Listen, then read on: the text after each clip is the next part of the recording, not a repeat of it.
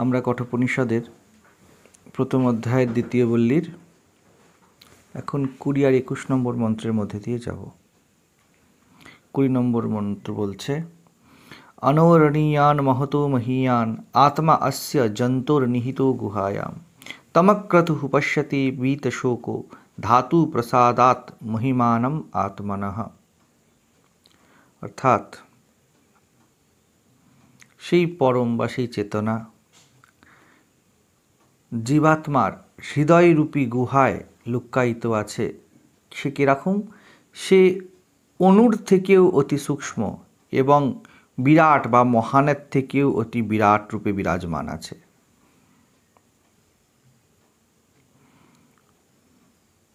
কামনা রহিতভাবে নিষ্কাম যারা করে কর্ম, তারাই এবং কিছু শোকরহিত সাধক এই পরমাত্মার অনুকম্পাতে তাকে দেখতে পায়। তমক্রতু পশ্যতি বীতশোক। কোনো নিষ্কাম আর শোকরহিত বিরল সাধক সেই পরমাত্মার কৃপাতে তাকে দেখতে পায়। 21 নম্বর মন্ত্রে বলছে, আসিনো দূরম ব্রজতি শয়ানো ইয়াতি সর্বতঃ কস্ত্বং মদামদং দেবং মদন্য জ্ঞাতুমর্হতি। এক স্থানে বিরাজমান থাকতে থাকতেই সেই পরম চেতনা অনেক দূর যেতে পারে। শয়ন অবস্থায় থাকতে থাকতেই সে সর্বত্র ভ্রমণ করতে পারে। হর্ষযুক্ত এবং হর্ষরহিত এই অদ্ভুত দেবকে মদামদম আমার থেকে অতিরিক্ত ভালোভাবে আর কে জানতে পারে। এই দুটি শ্লোক দেখুন, আচার্য বলছেন শিষ্যকে। তো আত্মবিদ্যার দিকে ক্রমাগত দেখবেন আচার্য বা যমরাজ এগিয়ে চলেছেন। যতই তিনি এগিয়ে যাবেন তিনি অন্তঃকরণে আসবেন, ভিতরের দিকের কথা বলতে শুরু করছেন। এতক্ষণ পর্যন্ত প্রথম থেকে আপনারা দেখেছেন নচিকেতাকে বাইরের কথা বলেছে, তোমার বাবা তোমাকে মনে রাখবে বা ইত্যাদি ইত্যাদি, তুমি এই ভোগের জিনিস নাও। হ্যাঁ, হোম যজ্ঞের কথা, অর্থ তার যাই হোক, গভীর নিহিত অর্থ, বাইরের জিনিস দিয়ে উদাহরণ দেওয়া হয়েছে। এবার আর বাইরের জিনিস না, আরও কিছু সূক্ষ্মর দিকে যাচ্ছে। দেহাদির উদাহরণও আস্তে আস্তে লুপ্ত হয়ে গিয়ে শুধুমাত্র দেখবেন অন্তঃকরণ, মনের কথা বলা হচ্ছে এবং এমন কথা বলা হচ্ছে যেখানে মন পরাজিত হবে। আপনার মন বা অহংকে হারতে হবে। সাধারণ বিদ্যা কি, অপরা বিদ্যা যেসব বা জগতের যেসব জাগতিক একাডেমিক নলেজ, তার ক্ষেত্রে কি চাই?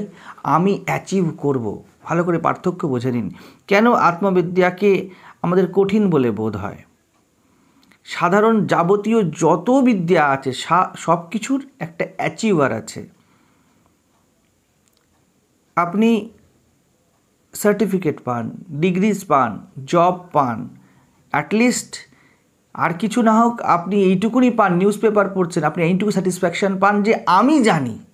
কিন্তু আত্মবিদ্যা ঠিক তার বিপরীত। আত্মবিদ্যা বলে তুমি থাকবেই না।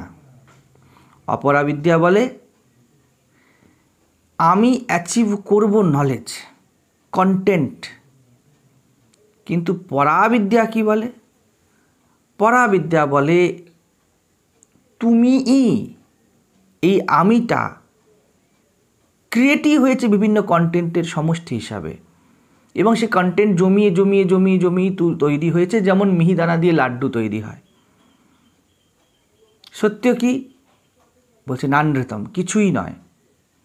অর্থাৎ সত্য মানে কি ভয়েড? সত্য মানে কি হলোনেস? সত্য বস্তু নয়। তো আপনাকে হারাতে হবে। সব বিদ্যার ক্ষেত্রে আপনাকে অ্যাচিভ করতে হবে, আপনাকে খাটতে হবে। আত্মবিদ্যার ক্ষেত্রে আপনাকে সব থেকে বেশি খাটতে হবে। কারণ কি? আপনাকেই হারতে হবে। অন্যকে হারানো এর মধ্যে সহজ ভাব থাকে, কারণ দ্বৈতের স্তরে হয়, অন্যকে হারিয়ে স্যাটিসফ্যাকশান আসে। কিন্তু নিজেকে হারালে নিজের মিথ্যা দেখে নিলে ভিতরে জ্বালা ওঠে, ব্যক্তি সেদিকে যেতে চায় না। আত্মবিদ্যা ঠিক সেই কাজটি করবে। সেই জন্য তার উদাহরণগুলো আস্তে আস্তে অন্তর্মুখী হতে শুরু করবে। বলছে অনরণীয়ান মহতো মহিয়ান, একই সাথে কোনো পদার্থ অনুর থেকেও সূক্ষ্ম এবং বিরাট থেকেও বিরাট কিভাবে হতে পারে? আমরা ক্ষুদ্র বুঝতে পারি যে এই জিনিসটা ছোট, আমরা বৃহৎ বুঝতে পারি এই জিনিসটা বড়, এই গাছটি ছোট, একটি বট গাছের থেকে বড়, আমরা দুটোই একসাথে বুঝি, কিন্তু একই সাথে ছোট একই সাথে বড়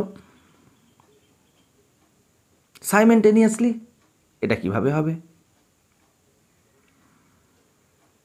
একটাও এমন বস্তু বলুন যা একসাথে উভয়ই, আপনি জগতে এমন কিচ্ছু পাবেন না, এই পঞ্চ ইন্দ্রিয়ের মধ্যে পারসিভেবল এমন কিচ্ছু পাবেন না যে একই সাথে ছোটও বটে বড়ও বটে।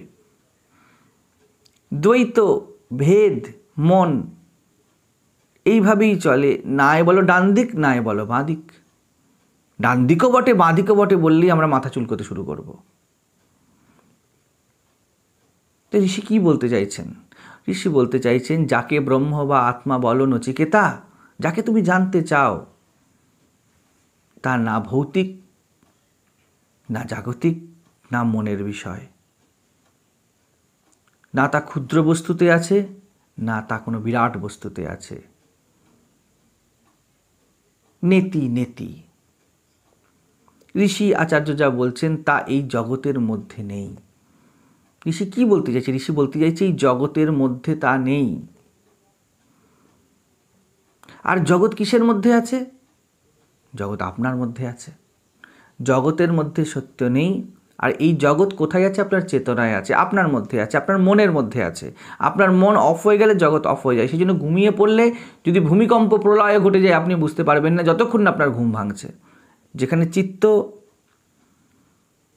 গভীর নিদ্রায় চলে গিয়েছে, যেখানে মনের বিরাম ঘটে গেছে, সেখানে জগতের বিরাম ঘটে গেছে। আপনার কাছে সেই শিশু অবস্থার জগৎ নেই, যেই অবস্থাতে আপনার মন গঠন হয়নি। আপনার মা বাবা আপনাকে শিখিয়েছিল আপনার বার্থ ডেট, আপনার জন্ম তো ঘটেছিল দেহ হিসাবে, কিন্তু আপনি আপনার বার্থ ডেট কেন মনে রাখতে পারছেন না? কারণ তখন মন গঠন হয়নি। আমরা বলি ছোট, অপরিপক্ক। যেই মুহূর্তে মন ধীরে ধীরে ধীরে ধীরে কন্টেন্ট, আমরা একটু আগে বললাম কি এই জগতের বিষয় দিয়েই তো মনটা তৈরি হয়েছে, জগৎটা মনের মধ্যে আছে। অর্থাৎ এই জগতের বিষয়গুলি যুক্ত হয়ে হয়েই, মিহিদানা যুক্ত হয়ে হয়েই লাড্ডু হয়েছে।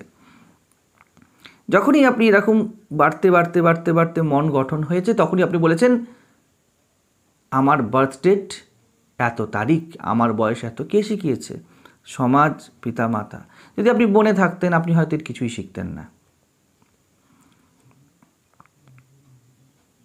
আপনার মনের মধ্যে যা কিছু আছে বস্তু, কারণ মন নিজেই একটি বস্তু, পদার্থ, সূক্ষ্ম পদার্থ। তো বলছে কি অনরণীয়ান, সূক্ষ্ম থেকে সূক্ষ্মর মধ্যে তা সে নেই। অর্থাৎ মনের কন্টেন্টের মধ্যে তাকে ধরা যাবে না। হাজার চেষ্টা করুন, হাজার ছবি বাড়ান, তার ধারণা মাত্র হবে, তার প্রতিবিম্ব মাত্র হবে, সত্য হবে না। কারণ মনে মিথ্যা, মিথ্যা কন্টেন্ট দিয়েই তো তৈরি হয়েছে। মিথ্যা কি? যা পরিবর্তনশীল তা মিথ্যা। এবং দেখুন আপনার মনে এমন কি আছে যা অপরিবর্তনীয়? কিচ্ছু নেই। না সম্পর্ক, না দেহ, না জগৎ, না সময়, না পরিস্থিতি, কিছুই পরিবর্তনশীল নয় এমন নেই।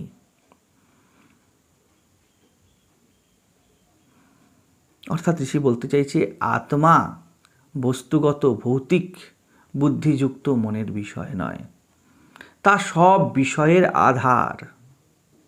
আপনার মন কিসের উপর রয়েছে? কি এই মন? আমিকে কেন্দ্র করে যে সব সূক্ষ্ম ভৌতিক তরঙ্গ ঘুরে বেড়াচ্ছে তাকেই মন বলা হয়। সেই আমির চারিদিকে যেসব চিন্তা ঘুরে বেড়াচ্ছে, কি চিন্তা? ভৌতিক চিন্তা। আপনি চিন্তা করছেন কি কালকে অফিসে যেতে হবে, বেদান্ত বলছি অফিসে যেতে হবে। তো এই যে তোমার অফিস, এরই সূক্ষ্ম অবস্থা এখন তোমার মনে চিন্তারূপে আছে, কালকেই এটি ব্যক্ত হয়ে স্থূল হবে। দুটোর মধ্যে কোনো পার্থক্য নেই। আপনি বলবেন যে আমি যদি অফিস না যাই, আমি যদি বিজনেসম্যান হই, তাহলে কি অফিস নেই? আপনার জগতে অফিস নেই। আপনি বলবেন আমার জগতে নেই তো কি আছে, অন্যের জগতে তো আছে। আমি বলবো অন্য আপনার জগতেই আছে। কারণ অন্য অফিসে যাচ্ছে, তার জন্য অফিস আছে, এরও দ্রষ্টা আপনি। আপনি না থাকলে আপনার জন্য কিচ্ছু নেই। একে বেদান্তে দৃষ্টি সৃষ্টিবাদ বলা হয়েছে। বাদাবাদের চক্করে আমরা পড়ব না। মূল বিষয় হলো এই যে মনের মধ্যে কি আছে, মনের কন্টেন্ট অণু থেকে অণু। মন বোঝে, সূক্ষ্ম আতি সূক্ষ্ম, তার মধ্যে স্থূলাতি স্থূলও থাকতে পারে, আপনার মনে হিমালয় থাকতে পারে, আছে তো আপনার মনে। আর আত্মা যাকে বলা হয় তা কি, তা কেন্দ্রে বসে আছে, সব কিছুর আধার হয়ে বসে আছে, উৎস হয়ে বসে আছে। কে কেন্দ্রে বসে আছে? আপনি বসে আছেন। তার মানে মহারাজ আপনি বলতে চাইছেন আমি আত্মা? আগে আপনি আত্মা যতক্ষণ পর্যন্ত না আপনি স্থূল আর সূক্ষ্মাতি তরঙ্গ রূপে নিজেকে ব্যক্ত করছেন, আপনি আপনার শুদ্ধতায় আছেন। তাহলে আমরা কেন এইসব পড়তে বসেছি? আমরা এই জন্য এটা পড়তে বসেছি কারণ যে সুপিরিয়ার, যে কেন্দ্রে বসে আছে, সে যেন চারিদিকে স্থূল আর ওই স্থূলের যে তরঙ্গ তার চাপে একদম চেপে গিয়েছে। আপনি আত্মা কিন্তু নিজেকে ব্যক্তি মনে করেন, এই জন্য আত্মবিদ্যা।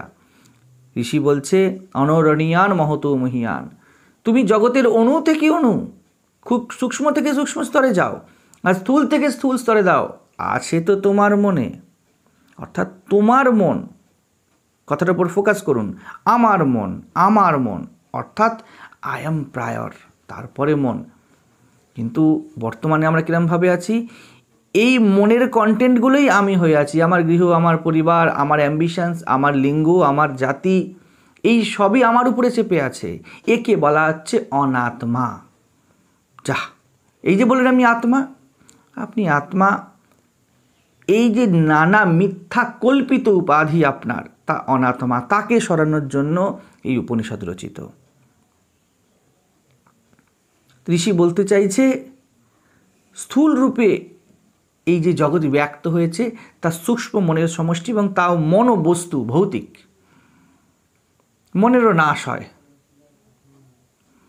ব্যক্তিগত মনের নাশ হয়ে যায়। কারণ আমরা কি বললাম, এই জগৎটা ইউনিভার্সাল জগৎ না, এটা ব্যক্তিগত জগৎ আপনার। তো ব্যক্তিগত জগতে ব্যক্তিগত মন এবং ব্যক্তির নাশ হয়। কিন্তু এই ভ্রান্ত ধারণা পরবর্তীকালে জীবাত্মা এসেছে এবং বলেছে জীবাত্মা উড়ে উড়ে বেড়ায়। এরকম কোনো ধারণা সঠিক নয়। জগৎ যদি ইউনিভার্সাল হতো বা ইউনিভার্সাল হয়, তাহলে জীবাত্মা ইউনিভার্সাল।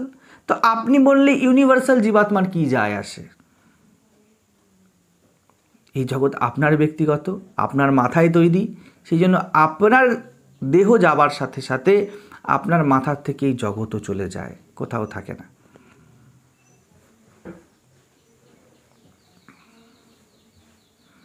যা স্থূল রূপে জগৎ, তাই সূক্ষ্ম রূপে মন, ও এই মনের দ্বারা আত্মাকে জানা যাবে না। কেন জানা যাবে না? কারণ আত্মা মনের আগে দাঁড়িয়ে আছে। আমার মন, এটি আত্মা। এবার মন কি বলছে? আমি আত্মাকে জানবো। কি করে জানবে? তোমার বাপের বাপ সে, তুমি কি করে তাকে জানবে? তোমার হাইট 6 ফুট আর তার হাইট 6 কোটি ফুট, তুমি কি করে জানবে? 6 কোটি ফুট বললেও তো তার আওতার মধ্যে ধরা দেয়। তিনি অনন্ত বলে দেওয়া হয়েছে। মন বলে যা, 6 কোটি ফুট বললে তবুও একটা চান্স ছিল, আজ না হোক কী সব জন্ম টন্ম বানিয়ে ধরে নেব। কিন্তু উপনিষদ বলছে তুমি ধরতেই পারবে না, তোমার স্তরেরই নয়। তাহলে কি করতে হবে? ভাই তুমি শান্ত হও, তোমার জন্যই যত বিপত্তি। এই মনকেই ব্যক্তি বলা হয়, এই মনকেই জীবাত্মা বলা হয়। এই মনই অফিসে যায়, এই মনই জন্মায়, এই মনই মরে, এই মনই সম্পর্ক পাতায়। এটা শুনে মন বলছে তাহলে কী করব? ঋষি বলছে চুপ করো। এই মনকে হারাতেই শব্দটা আনা হয়েছে অনরণীয়ান মহতো মহিয়ান। আত্মা অনুর থেকে অনু, মহতের থেকে মহৎ, এটা বোঝানোর জন্য নয়। মন মহৎ বা অনু বোঝে, দ্বৈত বোঝে, এবং আত্মা অদ্বৈত, এটা বোঝানোর জন্য এই কথা বলা হয়েছে। তো দ্বৈতে বা জগতে নিবদ্ধ যে বুদ্ধি, যে বুদ্ধি সাদা বোঝে, কালো বোঝে, ভালো বোঝে, মন্দ বোঝে, শীত বোঝে, গ্রীষ্ম বোঝে, শত্রু বোঝে, মিত্র বোঝে, অনু বোঝে, মহৎ বোঝে, সেই জগৎ দ্বৈততে থাকে এমন বুদ্ধির দ্বারা বা মনের এমন স্থিতির দ্বারা, নচিকেতা বা হে জীব, তুমি সেই পরমকে জানতে পারবে না বা নিজেকে বুঝতে পারবে না। তাহলে অন্য কিছুর দ্বারা নিজেকে বোঝা যায়? কোনো কিছুর দ্বারা নিজেকে বোঝা যায় না। যদি এরম বুদ্ধি থাকে, আপনি নিজের থেকেই বহু দূরে একটি মৃতের জীবন কাটাচ্ছেন। দ্বৈত মানেই মৃত। দ্বৈত মানেই একে অপর উপর নির্ভরশীল, দ্বৈত মানেই কামড়াকামড়ি, খিমচাখিমচি, হিংসা। এই মন তা বোঝে। যে অণু সে মহৎ থেকে ভয় পাবে, যে মহৎ সে অণুকে ছোট করবে। এই হলো আমাদের দ্বৈতের জগৎ। এখানে কি বলছে? জীবাত্মার হৃদয়রূপী গুহাতে, অর্থাৎ জীবাত্মার জ্ঞান গভীরে। জ্ঞান গভীর বলতে মননের গভীরে, যথার্থ দৃষ্টির গভীরে। উপরি উপরি যেমনভাবে জগৎটি চলছে তাকে সেরমভাবে না দেখে তার গভীরে প্রবেশ করুন, অর্থাৎ বুঝুন এই জগৎ কি, আমি কে। এটাই হৃদয়রূপী গুহা। এটাতে না থাকলে, যখন আমরা বলছি যে হৃদয়রূপী গুহার ভিতরে আত্মা আছে, অর্থাৎ আপনার গভীর মননে এই জগতের যথার্থতা ধরা দেবে, না হলে ধরা দেবে না। হৃদয়রূপী গুহা নামে কোনো স্থান নেই আপনার মধ্যে। আপনার চেতনা বা মনের গভীরতম স্তর, শুদ্ধতম স্তরে গেলে আপনি বুঝতে পারেন যে দ্বৈত মিথ্যা। কিন্তু তার জন্য কি প্রয়োজন? মন আমাদের বড় চালাক, বড় শক্তিশালী, এই জন্য একে মায়া বলা হয়েছে। শ্রীরামকৃষ্ণ দেব বলছেন, বাঁশের থেকে কঞ্চি ধরো। বাঁশের থেকেই কঞ্চি উৎপন্ন, কিন্তু শক্ত বেশি। কঞ্চিকে ভাঙা যাচ্ছে না, এত শক্ত। তো এই কঞ্চি হলো মন বা জীবাত্মা বা মিথ্যা বা মায়া। এই মায়াকে হারতে হবে জীব আত্মাকে প্রকাশিত হতে। আত্মা বা আমিকে ধরা যায় না, কিন্তু মায়া হেরে গেলে শুধুমাত্র আত্মবিদ আত্মৈব ভবতি, ব্রহ্মবিদ ব্রহ্মৈব ভবতি। কোথায় আছে? এখানে বলছে জন্তহ, অর্থাৎ যে জন্মেছে সেই জন্তু। আত্মা জন্তর্নিহিত গুহায়াম। কি জন্মেছে কনস্ট্যান্ট? এই মন বা দেহ, যা অনবরত জন্মাচ্ছে ও মরছে, চিন্তা উঠছে ভাঙছে, আপনি বদলাচ্ছেন। এই জন্তুর হৃদয়রূপ গুহা, অর্থাৎ মনেরই গভীর বা সূক্ষ্মতম, যা কিনা সব স্থূলের উৎস, সব স্থূলের উপাদান হয়ে রয়েছে, সেই জন্মাচ্ছে। যেমন নানা সন্দেশ হয়ে ছানা জন্মেছে।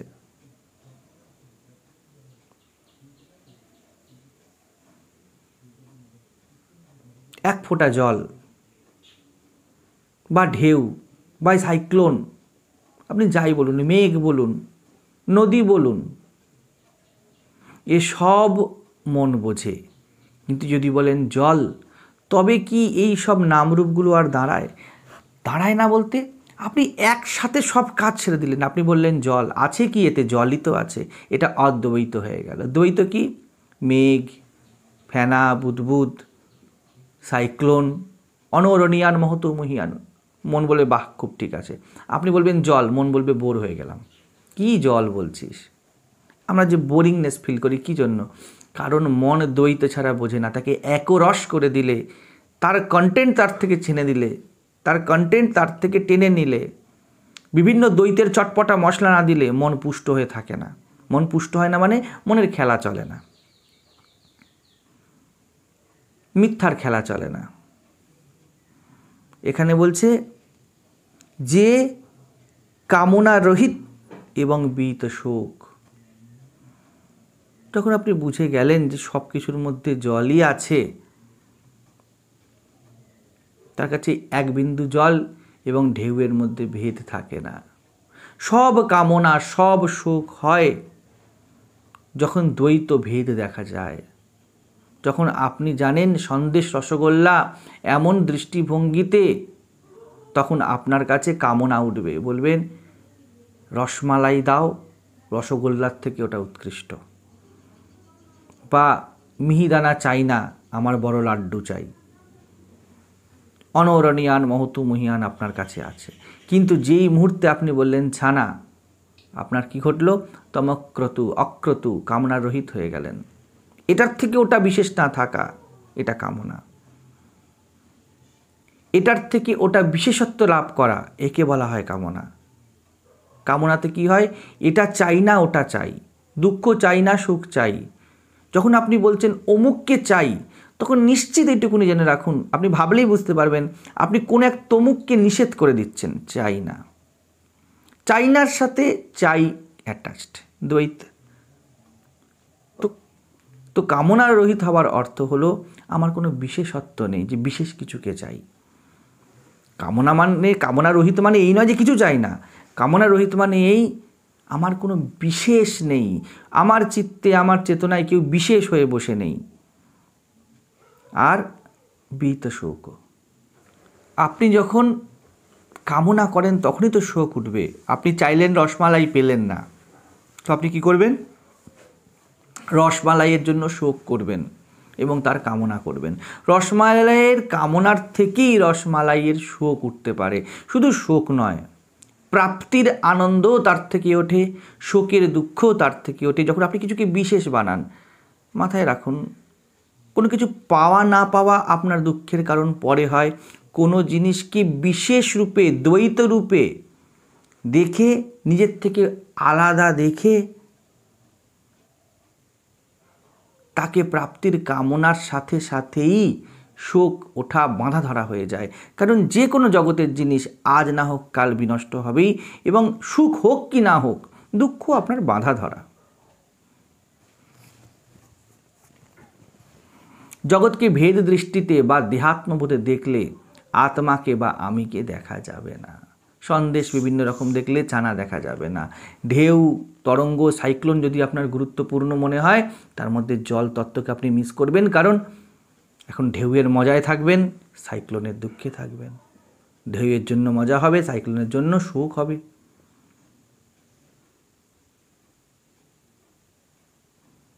যা আমাদের যথার্থ চাই তা সেখানে নেই, যেখানে দ্বৈত আছে। আর হারানোর সুখ কামনা, অর্থাৎ আপনার সত্য বিষয়ে ইন্টেন্স সার্চই আপনাকে জগতের শোক এবং কামনার ঊর্ধ্বে নিয়ে যায়।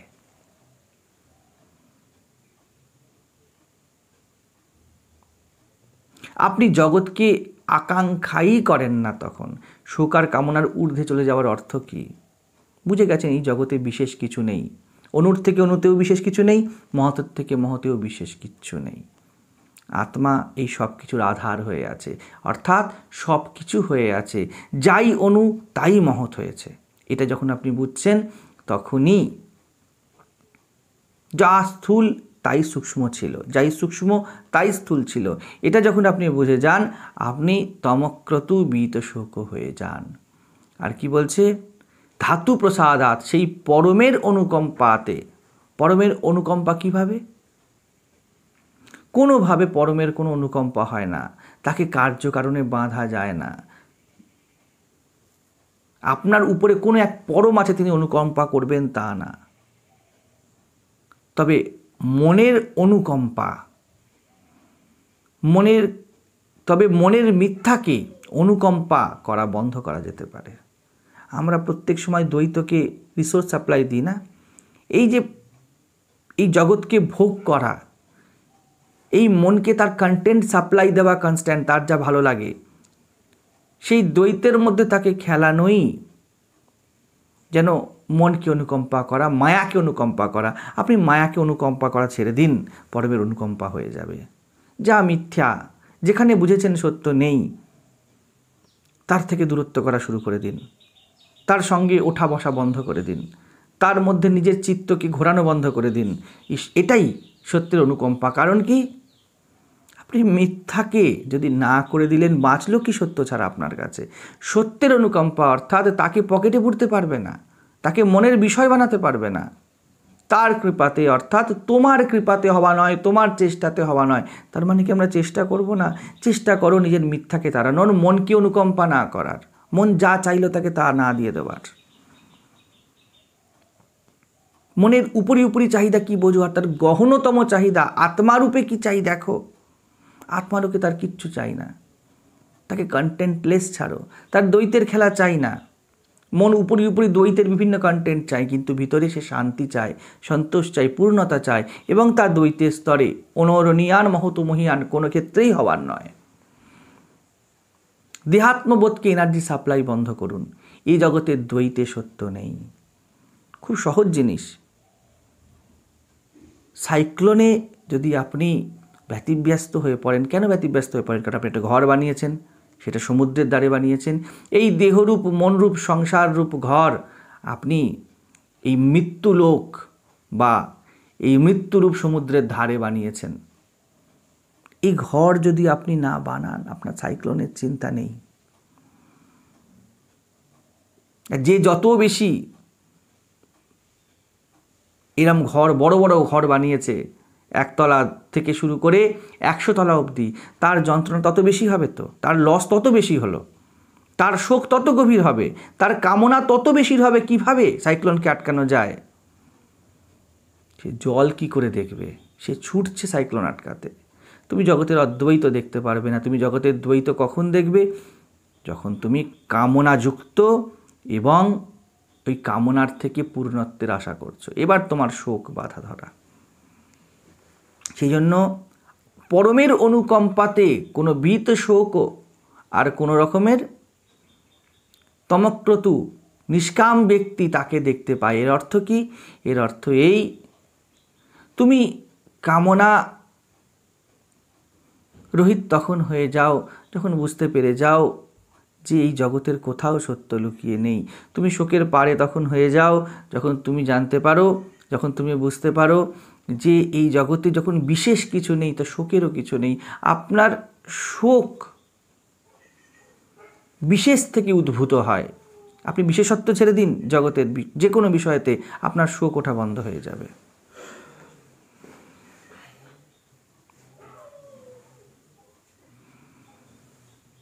এটাই তার কৃপা, যে এটা বুঝতে পারলো। তার কৃপা অর্থাৎ আত্মপ্রসাদ। তার কৃপা পেতে গেলে কিছু তো করতে হবে। তার কৃপা তো অহেতুকভাবেই হয়, কারণ সেখানে কার্যকারণ চলে না, মনেতে কার্যকারণ চলে। আপনি মনের এনার্জি সাপ্লাই বন্ধ করে দিলে কার্যকারণ চলে না। এবার যা ঘটে তা ঘটে, তা আপনার ব্যক্তিগত নয়। এই জগতের দ্বৈতের মধ্যে তা নেই, কোথাও তা নেই। এইটাই বোধ। এই বোধের কৃপা হয়। আর এই বোধ অনামী, অরূপী। এই সম্ভাবনার যেন অনুকম্পা হয়ে গিয়েছে, অর্থাৎ আপনার মধ্যেই অনামী অরূপী হয়ে যাওয়ার সম্ভাবনা খুলে গেছে। কেন খুলে গিয়েছে? কারণ আপনি নাম আর রূপ, ছোট থেকে ছোটই হোক, সূক্ষ্ম থেকে সূক্ষ্মই হোক, আর বড় থেকে বড়ই হোক, তার মধ্যে নিজেকে খোঁজা ছেড়ে দিয়েছেন। 20 নম্বর মন্ত্রে সে একই জিনিসকে করতে চাইছে। আবার ঋষি আপনার মনকে হারাতে চাইছে। বলছে এক স্থানে বসে আছে অথচ দূরে হাঁটছে, যেন শুয়ে আছে অথচ চারদিকে চলাফেরা করছে।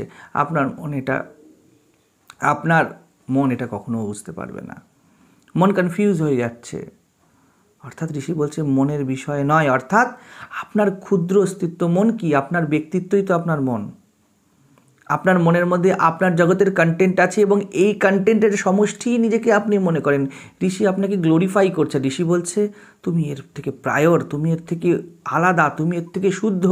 এইগুলি তোমার উপরের আবরণ, তোমাকে শান্তিতে থাকতে দিচ্ছে না। আপনার মনের বিষয় তো আপনাকে অশান্ত করে। যখন বলছে তিনি শুয়েও আছেন আবার হাঁটাচলাও করছেন, তখন বলছে, ঋষি বলতে চাইছে তুমি যেই রকমভাবে দেখো এই আত্মা সেই রকম নয়। এ তোমার থেকে উৎকৃষ্ট, শুদ্ধ, উন্নত। তুমি দ্বৈত বোঝো, এ অদ্বৈত। তুমি অশান্তি বোঝো, তুমি দুশ্চিন্তা বোঝো, এ চিন্তারহিত, অকল্প, এ শান্ত স্বভাব। অর্থাৎ আপনি শান্ত স্বভাব। বেকার নিজেকে অশান্ত করা বন্ধ করুন। চলাফেরা, ওঠা, ঘোরা, নাচা, কোদা, এর মধ্যে নিজেকে খোঁজা বন্ধ করুন। তার অনেক ঐশ্বর্যের মদ, অর্থাৎ মত্ততা।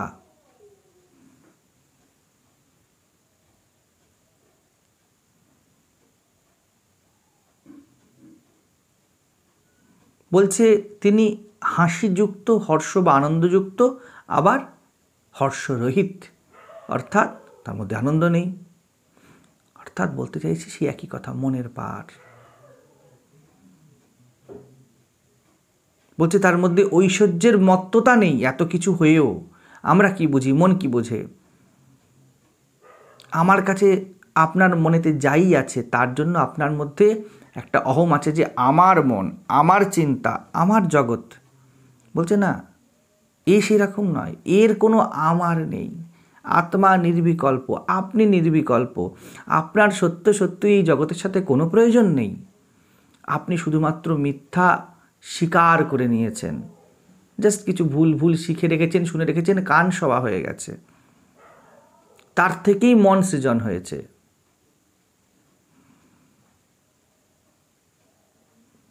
মনের পার অর্থাৎ এই মন বা চিন্তার দ্বৈতের বুদ্ধিতে তিনি ধরা দেন না, ধরা যায় না। আপনি এক স্থানে বা কাছে বোঝেন, দূরে বোঝেন, শুয়ে বোঝেন, হাঁটা বোঝেন, কিন্তু দুটোর একত্রিত ধারণা আপনার নেই। ঋষি আপনার যাবতীয় কল্পনাকে, ধারণাকে বলছেন চুপ করো, শান্ত করো, অর্থাৎ মনকে শান্ত করার কথা বলছেন। মন যেখানে শান্ত, দ্বৈত সেখানে নেই। আপনি যখন শান্ত হয়ে বসেন, আপনার মনে এটা করব কি সেটা করব সংকল্প ওঠে না। এই সংকল্পই মনের মধ্যে সংকল্প ওঠে তা না, সংকল্প রহিত যেখানে হয়ে গেল সেখানে মনোরহিত হলো। কেন বারবার এত মনোরহিত হতে বলছে? মনোরহিত হওয়ার অর্থ কি? আপনি নিজেকে বেকার দ্বৈতের মিথ্যার কন্টেন্টগুলোর মধ্যে দৌড়ানো থামিয়ে দিন, এটা ঋষি বলতে চাইছে। তারিখে আমি কিছু চিন্তা করব না। দেখুন আগে কত কত বিচার ঘটে গিয়েছে, বিচার ধীরে ধীরে ধীরে ধীরে ঋষি পয়েন্ট করছে নির্বিচারের দিকে এগিয়ে যাও। বিচারকে ফেলে দিতে বলেনি। নচিকেতার সামনে প্রলোভন এসেছে, আচার্য তাকে বারংবার একটার পর একটা সাজেশনস দিয়েছে, দিয়ে বিচারের দ্বারা একটা একটা করে ত্যাগ করতে করতে এগোচ্ছে। ঠিক তেমনি বিচারের দ্বারা মনের যে ক্ষুদ্রতা তা দেখে নিন, দেখে নিয়ে শান্ত হয়ে যাওয়াই আত্মবিদ্যা, আত্মজ্ঞান। দ্বৈতের ধারণা আমাদের হবে, বৈপরীত্যের ভেদাভেদের ধারণা মনের আছে, কিন্তু একসাথে দুইয়ের ধারণা নেই।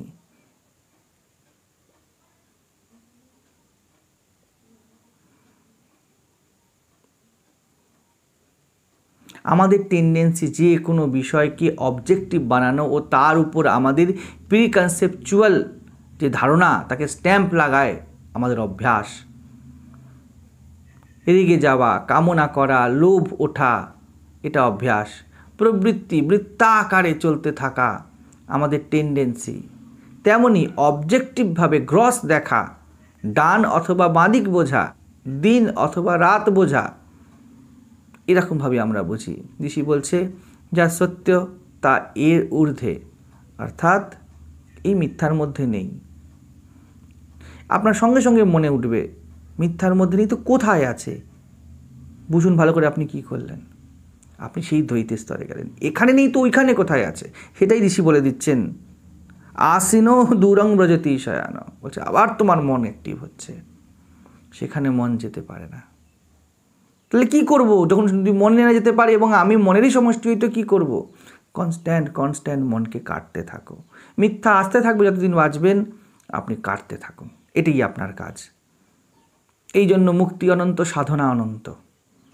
যতদিন দেহ থাকবে আপনার মন থাকবেই থাকবে। তো আপনার কাজ কি? নেতি কাটতে থাকুন। যতই কাটতে থাকবেন, যা রইবে তা আপনি নন, তা কোনোভাবে বস্তু নয়।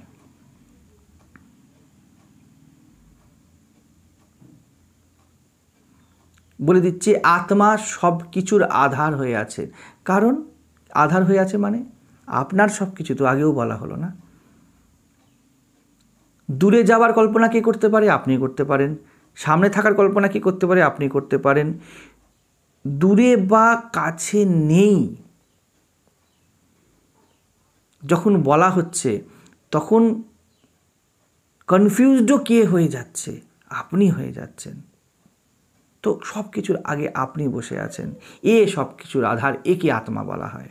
আর এই বাকি দূরে যাওয়া, কাছে আসা, কনফিউজ হয়ে যাওয়া, এই সব কিছু মনের কন্টেন্ট। ঋষি আপনার দূরে কাছের খেলাকে ভেঙে আপনাকে হারিয়ে কনফিউজড করে দিতে চায় যে আপনি কবে হেরে বলবেন যে আমার দ্বারা হবে না। এটাই শিষ্যত্ব। শিষ্য বলে ব্যক্তি আমার দ্বারা হবে না। যেই মুহূর্তে শিষ্য নিজের শিষ্যত্বের ব্যর্থতা দেখে নেয়, ওই মুহূর্তে তার মধ্যে গুরুতার জাগরণ হয়। দেহের মধ্যে হাত, পা, কান, নাক, মনের সূক্ষ্ম চিন্তারূপে নানা কন্টেন্ট পাবেন, কিন্তু অস্থি বা অস্পর্শিত আমি চেতনাকে কি আপনি কোথাও লোকেট করতে পারবেন যে এটি আমি? আপনার শরীরের মধ্যে কোথাও আমিকে বের করতে পারবেন? এমন কোনো স্থান নেই যেখানেই আমি নেই আপনার দেহে। আপনি বলেন আমার হাত, আমার পা, আমার চুল, আমার নখ, আমার কিডনি, আমার অন্ত্র, আমার চিন্তা, আমার এইমস, আমার অবজেক্টস, অর্থাৎ সব কিছুর আগেই আমি বসে আছে। ঠিক এই জায়গাটাকেই বলছে। কিন্তু এই আঙুলটাকে কি আপনি আমি বলবেন? আসিনো দূরং ভজতি শয়ানো। সর্বত্রই আমি আছে, অথচ কোথাও এই আমিকে আপনি লোকেট করতে পারবেন না।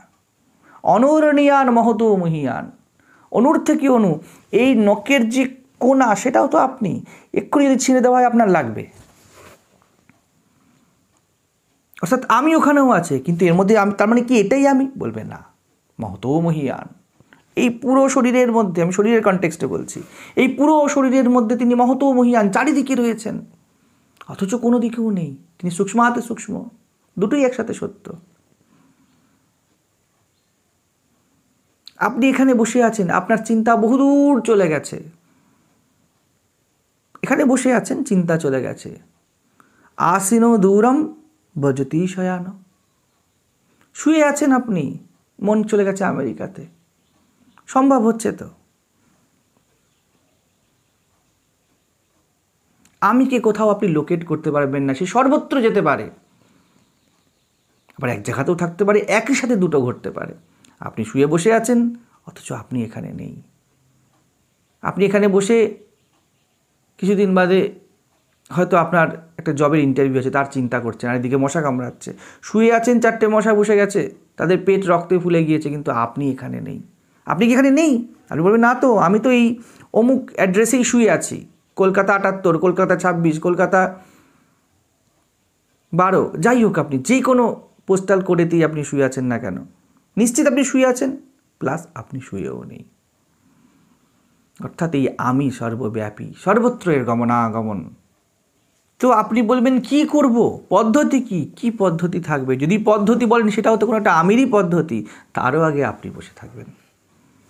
আপনি উপায়, আপনি উদ্দেশ্য।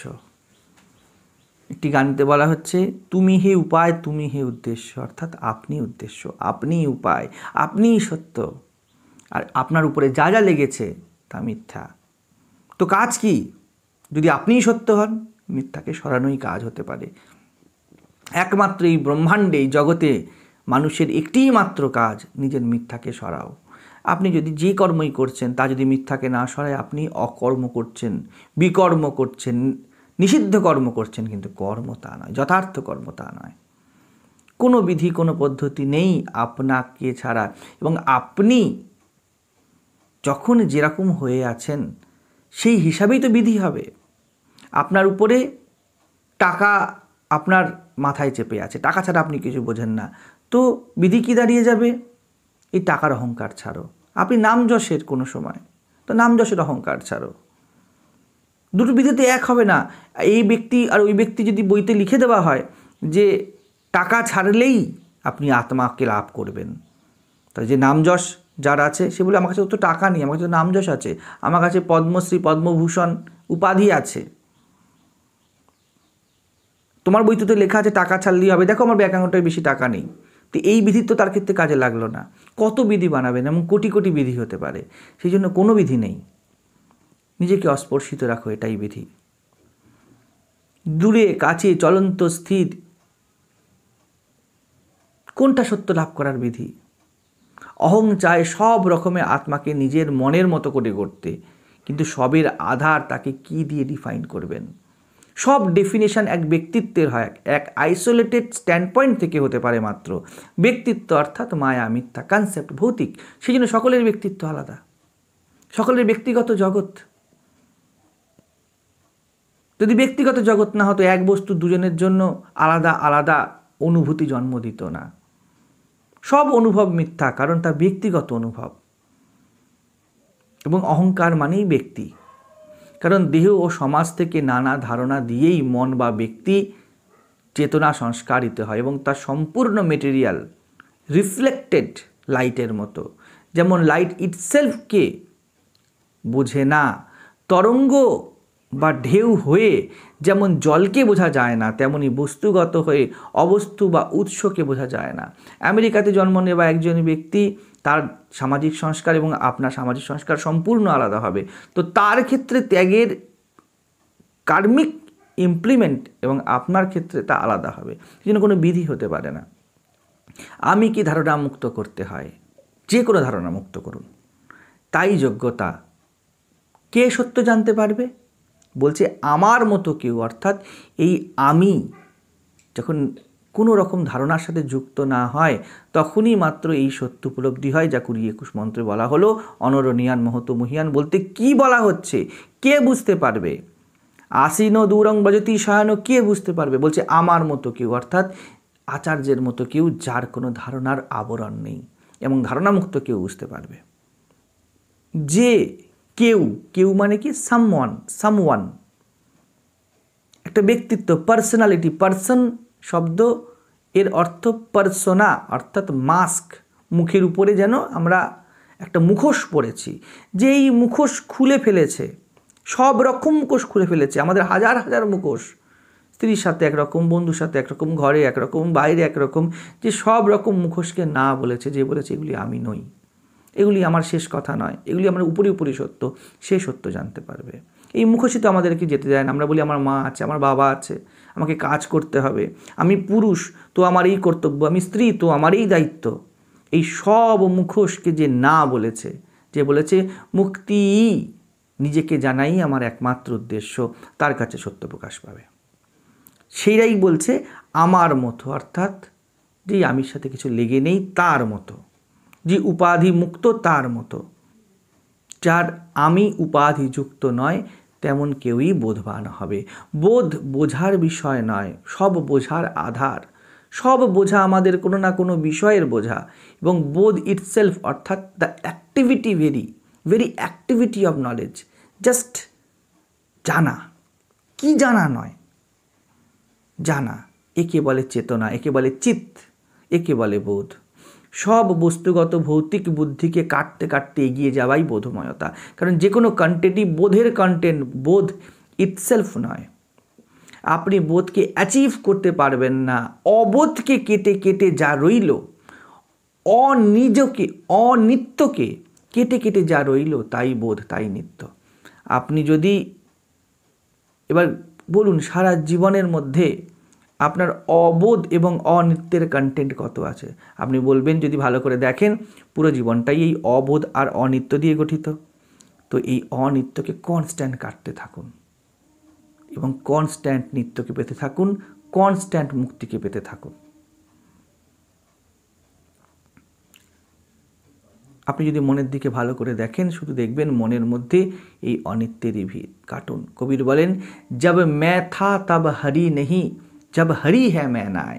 অর্থাৎ যখন मैं বা আমি আছি, শুধু দ্বৈত আছে। এই দ্বৈতের মধ্যে অনরণীয়ান মহত মহিয়ান সত্য নেই। আসীনং ব্রজতি দূরং শয়ানো সত্য নেই। जब मैं था तब हरि নাই, আব হরি হ্যাঁ मैं নাই। যেখানে অদ্বৈত আছে সেখানে আপনি নেই, অর্থাৎ আপনি হরিকে ধরতে পারবেন না, হরি হয়ে যেতে পারবেন। আপনি বোধময়তায় নিজের মিথ্যাকে ডিজলভ করে দিতে পারবেন, কারণ আপনি মিথ্যারই সমষ্টি। জীব মাত্র, জীবত্ব মাত্রই মিথ্যা, জীব ব্রহ্ম এব ন অপর।